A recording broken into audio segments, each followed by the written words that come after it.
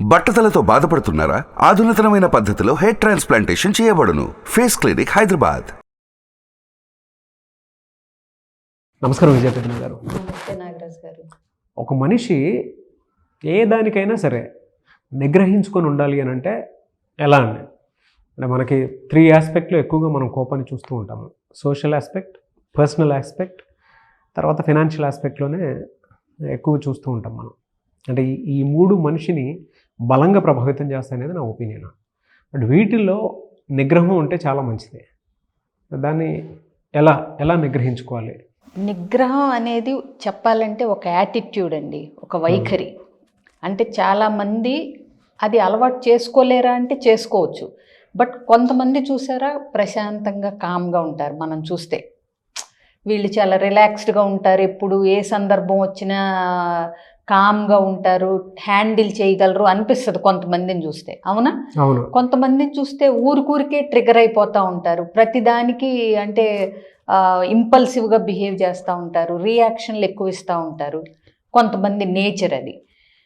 వీళ్ళు ఏంటంటే ఒక నిమిషం ఆగి ఆలోచించి చేయగలగాలి.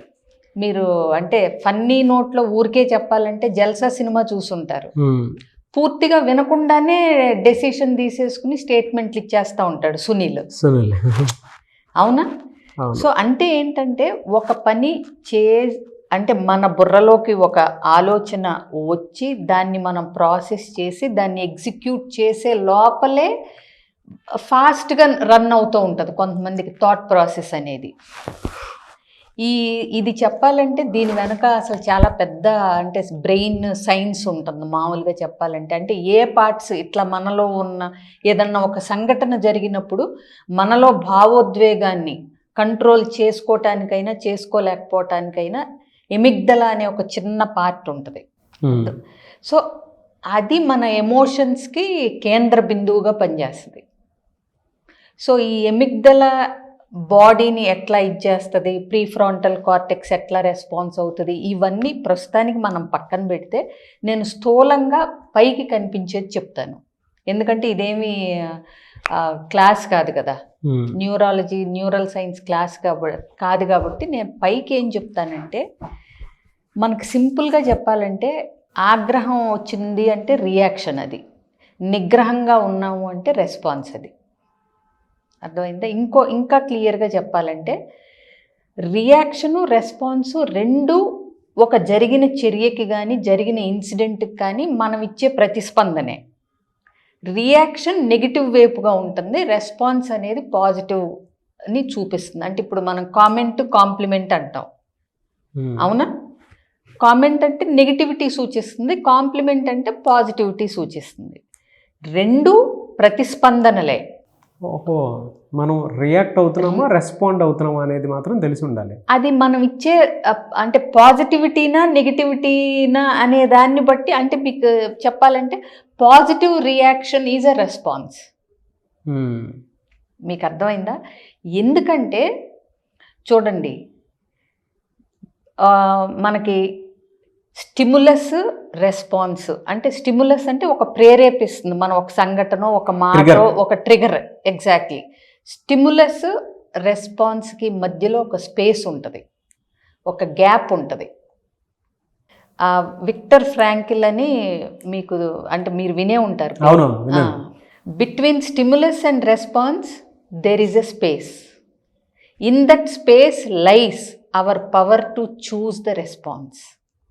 అంటే in our response lies the freedom and growth. చూడండి ఎంత బాగా చెప్పాడు. అంటే స్టిములస్కి రెస్పాన్స్కి మధ్యలో కొంచెం గ్యాప్ ఉంటుంది.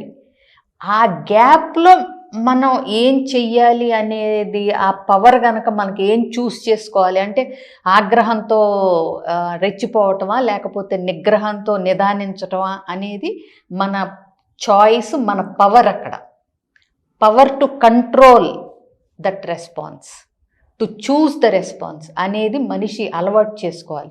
ఇది రిలాక్స్డ్గా కామ్ యాటిట్యూడ్ ఉన్న వాళ్ళకి తేలికగా ఉంటుంది. ఇంపల్సివ్ బిహేవియరు ప్రతిదానికి ట్రిగర్ అయిపోయేదానికి స్ట్రెస్ లెవెల్స్ యాంగ్జైటీలు ఎక్కువ ఉన్న వాళ్ళకి కొంచెం కష్టంగా ఉంటుంది. అప్పుడు వాళ్ళు పనిగట్టుకుని ఆ స్కిల్ డెవలప్ చేయాలి, రెస్పాన్సివ్ స్కిల్స్. అర్థమైందా? సో వీటికి చాలా మార్గాలు ఉంటాయి. First of all self awareness. మనం రియాక్టివ్ పర్సన్ అంటే ఇప్పుడు చూడండి, పదార్థాల్లో కూడా ఇన్ఫ్లేమబుల్ ఉంటాయి, అంటే టక్కున మండేవి ఉంటాయి, కొంచెం టైం తీసుకుని రిలాక్స్డ్గా మండేవి ఉంటాయి. అవును, అవునా? సో మనలో కూడా టక్కున రియాక్ట్ అయ్యే వాళ్ళు ఉంటారు, కొంచెం నిదానించి ఆలోచించి రియాక్ట్ అయ్యే వాళ్ళు ఉంటారు. దాన్నే మనం రెస్పాన్స్ అంటున్నాం. సో ఇక్కడ ప్రతి చిన్న విషయానికి అలా మన ప్రతిస్పందన చూపించాలి, ఇలా మనం మాట్లాడేయాలి, ఇలా మనం జవాబు చెప్పాలి, ఇలా మనం అంటే మనం ప్రతిస్పందన చూపించాలి అని అనుకోవటం చాలా మట్టుకు. ఎక్కడన్నా ఒక రిస్క్ ఫ్యాక్టర్లో ఏదన్నా ఎమర్జెన్సీలో డెసిషన్ మేకింగ్ ఇలా ఉండాలేమో, కానీ చాలా సందర్భాల్లో మీరన్న సోషల్ రిలేషన్స్లో కానీ, లేదంటే ఫైనాన్షియల్ విషయాల్లో కానీ, రిలేషన్షిప్స్లో కానీ ప్రతిసారి మనకి అలా అలా అవసరం లేదు. కొంచెం నిదానించడం చాలా మంచిది. చూడండి, ఇప్పుడు నిదానమే ప్రధానం అంటాం, అవునా? అలా అని ఆలస్యం అమృతం విషయం అంటాం. సో సందర్భాన్ని బట్టి కూడా నీ రియాక్షను, రెస్పాన్స్ ఎలా ఉండాలి అనేది కూడా మీరు చూస్ చేసుకోగలగాలి. కానీ మోస్ట్ ఆఫ్ ద టైమ్స్ ఎప్పుడైనా సరే అవేర్నెస్, ఒకసారి గుర్తించి మనకి ఇక్కడ ఉన్న సిచ్యువేషన్ ఏంటి, మనం ఇప్పుడు ఎలా దీన్ని తీసుకోవాలి, ఎలా దీనికి ప్రతిస్పందించాలి అనే దానికి ఒక్క నిమిషం ఆలోచించి మనకు వచ్చే ఇక్కడున్న సందర్భం ఏంటి అని చూసుకుని కనుక ఆ ప్రతిస్పందన ఏదైతే ఉందో అది ఇవ్వగలిగారు అంటే మీరు చాలా కంట్రోల్డ్గా, నిగ్రహంగా ఉన్నట్టు లెక్క. చాలా బాగా నచ్చిందండి. అంటే నాకు ఇది కనుక పీపీటీ స్లైడ్ కనుక వేసి ఉంటే చాలా బాగుండేది అనిపించింది. ఒకసారి రియాక్ట్, రెస్పాన్స్, ఈ రెండింటి తాలూకు ఆరిజిన్ ఎక్కడి నుంచి వస్తుంది అని అంటే మనకి అవేర్నెస్ నుంచి వస్తుంది. ఎగ్జాక్ట్లీ. నాకు ఆ ట్రయాంగిల్లో మీరు పిక్చర్ చూపించుంటే బాగుండేది అనిపించింది. పర్ఫెక్ట్ థియరీ అనమాట, మన ప్రాక్టికల్ లైఫ్లో ఇంప్లిమెంట్ చేయడానికి పర్ఫెక్ట్ థియరీ ఇది. ప్రతి దాంట్లోనూ అవేర్నెస్ అనేది చాలా ఇంపార్టెంట్. అంటే మనం దేనికి రియాక్ట్ అవ్వాలి, దేనికి రెస్పాండ్ అవ్వాలి. Exactly. Respond is equal to empathetic nature. అంటే అందులో బాధ్యతతో కూడుకున్నటువంటి విషయాలు, అంశాలు చాలా ముడిపడి ఉంటాయి. బట్ అవేర్నెస్ అనేది డెఫినెట్గా మనకు ఉండాలి. అవును. రియాక్ట్ అనేది ఏది ట్రిగర్ అయితే దానికి మనం వెళ్ళిపోయి దాని మీదే మనం కూర్చొని అలా పడితే అలా మాట్లాడుకుంటూ ఒక మనిషి మెంటాలిటీ మీదో, క్యారెక్టర్ అసాసినేషన్ కిందకు, లేదంటే మనిషి బిహేవియరల్ చేంజెస్లోకో ఇన్స్టెంట్గా వెళ్ళిపోతూ ఉంటే ఎక్కడికెక్కడికో తీసుకెళ్ళిపోతూ ఉంటాయి. మనం టీనేజ్ పిల్లల్లో కొన్ని చూస్తాం ఇవి. దాని తర్వాత over a period of time పిల్లలు పెరిగి పెద్దవాళ్ళు అవుతున్నప్పుడు పేరెంట్స్లో చూస్తూ ఉంటాము ఈ దానికి తాలూకు మూలాలు ఆ విధంగా ఉంటాయి. బట్ మనం ఇందులో గుర్తుంచుకోవాల్సిన విషయం ఏదైనా ఉంది అని అంటే మీరు ఇందాక చెప్పినట్లు అవేర్నెస్, ఎరుక అనేది చాలా ఇంపార్టెంట్. ఎగ్జాక్ట్లీ. ఈ ఎరుక అనేది మనం అంటే వాడుక భాషలో అంటే ఈజీగా అర్థమయ్యేలాగా చెప్పాలంటే స్పీడ్ బ్రేకర్ కింద కూడా మనం చెప్పుకోవచ్చు. అవును. సో అంటే ఒక సందర్భం వచ్చింది, ఇక్కడ ఎట్లా వెళ్ళాలి అంటే ఇప్పుడు చూడండి, ఒక స్లోప్ కానీ, ఒక ఏదన్నా ఒక ఏరియా కానీ, ఒక స్కూల్ కానీ వచ్చినప్పుడు అక్కడ స్పీడ్ బ్రేకర్లు పెడతారు. పెట్టకపోయినా మనకు ఒక సందర్భం, ఒక స్కూల్ వచ్చింది, సో మనం ఇక్కడ స్లో చేయాలి, పిల్లలు వస్తారు అనేది ఒక అవేర్నెస్. అది స్పీడ్ బ్రేకర్ ఉన్నా లేకపోయినా స్కూల్ ఉంది అని మనకు తెలిస్తే కనుక మనం స్పీడ్ తగ్గిస్తాం. ఒక గుంట ముందు కనిపిస్తుంది అంటే మనం స్పీడ్ తగ్గిస్తాం, అవునా, బ్రేక్ నొక్కుతాం. సో ఇప్పుడు రోడ్డు మీద కాబట్టి అన్నీ ఉన్నాయని చెప్తూ సిగ్నల్స్ ఇస్తూ మనకి స్పీడ్ బ్రేకర్లు వేస్తారు.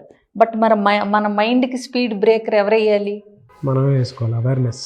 నేను ఇందాక అన్నాను చూడండి, between the stimulus and response there lies a space అని.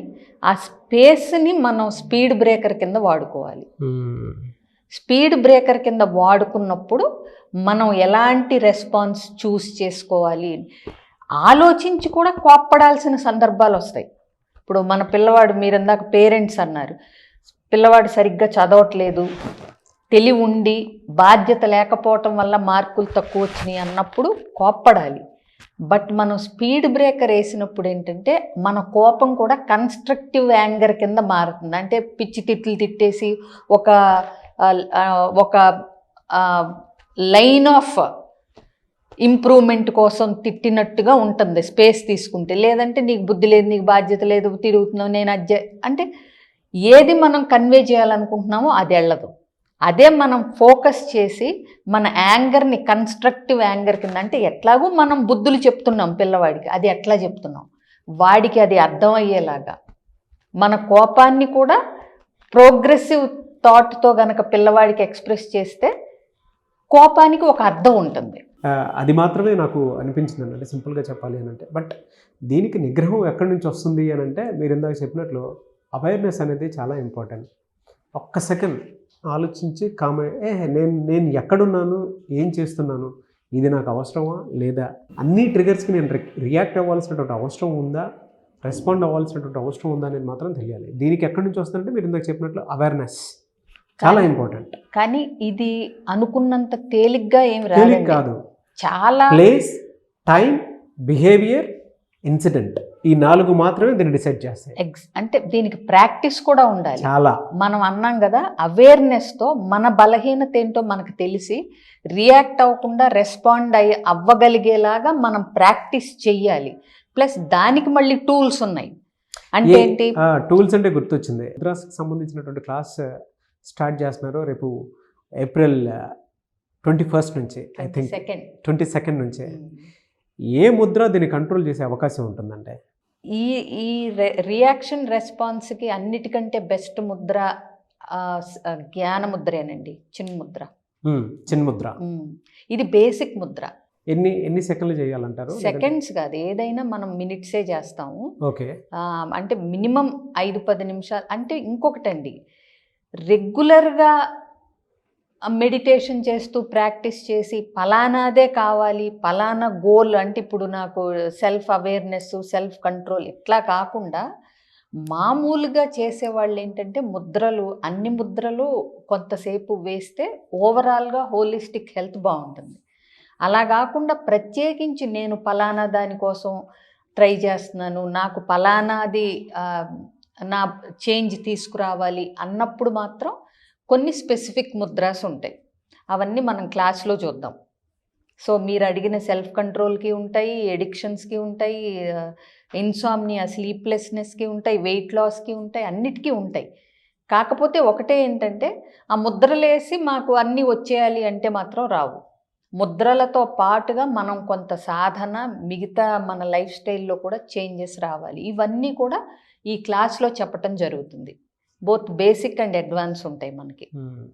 సో మీరు రియాక్ట్ అవ్వాలా, రెస్పాండ్ అవ్వాలా అనేటువంటి దానికి అవేర్నెస్ చాలా ఇంపార్టెంట్. అవేర్నెస్ మన దాంట్లోకి రావాలి అని అంటే చిన్ముద్ర ఇదేనండి వన్ ఆఫ్ ద పర్ఫెక్ట్ జ్ఞాన ముద్ర అని కూడా అంటాం.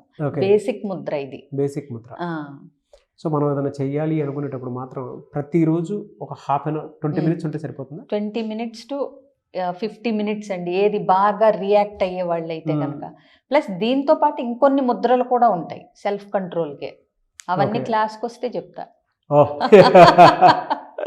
కొంతమంది అంటే ఓవర్ రియాక్ట్ అయిపోయి జీవితాన్ని నాశనం చేసుకున్నటువంటి వాళ్ళు ఉంటారు. వాళ్ళు కూడా మీ అపాయింట్మెంట్ తీసుకుందాం అనుకున్నటువంటి వాళ్ళు ఉంటారు. క్లాస్కి ఎలాగో అటెండ్ అవుతారు, ఎందుకంటే ఆ క్లాస్ నాలాంటి వాళ్ళకి కూడా అవసరం. అందుకే నేను జాయిన్ అవ్వాలనుకుంటున్నాను. I'm eagerly waiting for the class. నాకు బాగా నచ్చిన టాపిక్ క్లాస్ అదే. So thank you so much. అయితే కొంతమంది మీ దగ్గర అపాయింట్మెంట్ తీసుకోవాలి అనుకున్నటువంటి వాళ్ళు ఉన్నారు. సో వాళ్ళు మిమ్మల్ని అప్రోచ్ అవ్వాలంటే ప్రాసెస్ ఏంటి? చాలా సింపుల్ అండి. స్క్రీన్ మీద కనిపిస్తున్న నెంబర్కి కాంటాక్ట్ చేస్తే నా అపాయింట్మెంట్ డీటెయిల్స్, ఆన్లైనా ఆఫ్లైనా, ఏ టైంకి కావాలి, మొత్తం అన్ని డీటెయిల్స్ వాళ్ళు చెప్తారు.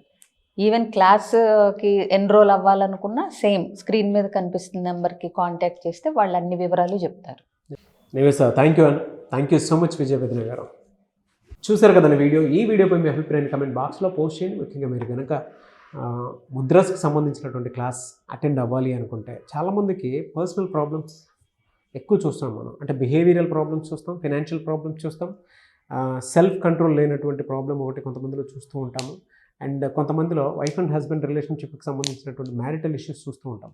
ఇప్పుడు వాటికన్నిటికీ ఏదైనా సమస్యకి అంటే ఏ సమస్య అయినా సరే సొల్యూషన్ ఏదైనా ఉంది అని అంటే ముద్రాస్కి సంబంధించినటువంటి క్లాస్. అది ఎంతో రీసెర్చ్తో కూడుకున్నటువంటి క్లాస్. ఆసక్తి కలిగిన వారు మీరు కనుక April 22 నుంచి జాయిన్ అవ్వాలి అనుకుంటే స్క్రీన్ మీద మీ కాంటాక్ట్ నెంబర్ కనిపిస్తుంది, దాన్ని మీరు కాల్ ఆర్ మెసేజ్ వాట్సాప్ చేసి వెంటనే ఎన్రోల్ చేసుకోండి. ఈ వీడియో లైక్ చేయండి, షేర్ మాత్రం తప్పకుండా చేయండి. ఇలాంటి మరిన్ని వీడియోస్ కోసం మా ఛానల్ ఫాలో అవ్వండి. Thank you. సుమన్ టీవీలో మీ పర్సనల్ అండ్ బిజినెస్ ప్రమోషన్స్ కోసం కింది నెంబర్కి కాంటాక్ట్ చేయండి.